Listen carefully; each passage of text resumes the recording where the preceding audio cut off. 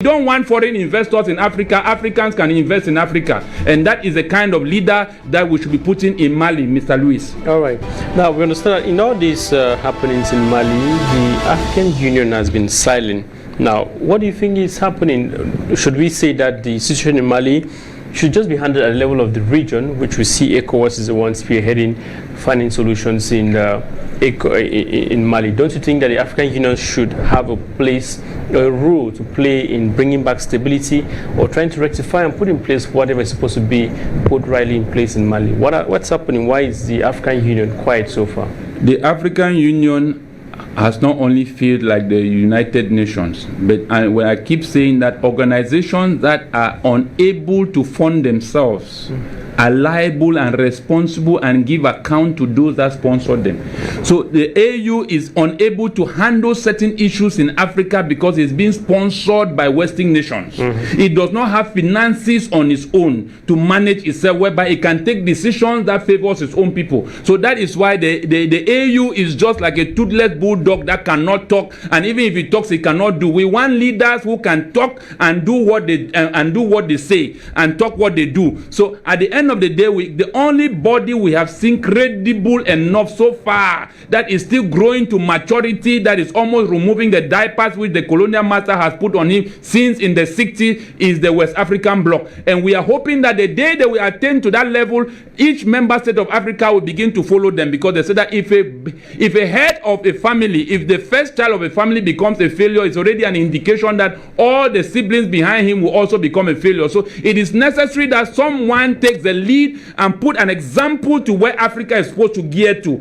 It is a historic moment to see that the ECOWAS bloc is putting a campaign to remove their reserves from France. This is a historic moment because we as Pan-Africanists, we have stood for the unification and restoration of Africa, and we have believed that Africa is the place where the world is going to depend on, and Africa is able to solve the world's problem.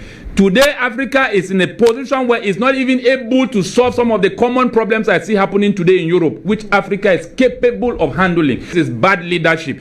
Poverty is not the absence of money.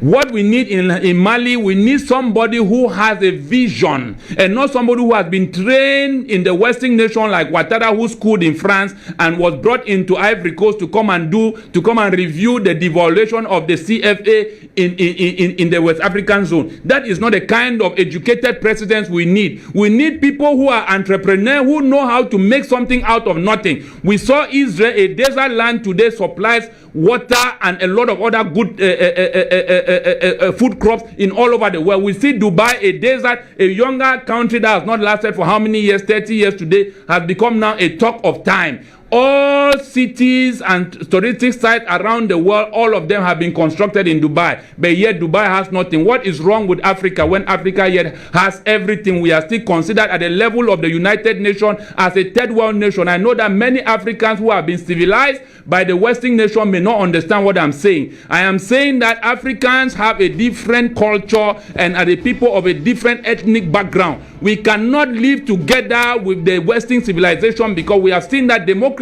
is coming in with a lot of evil. Homosexuality, lesbianism, children not respecting their parents, women not respecting their husband. And that is the core of Islam, where you're having the jihadists.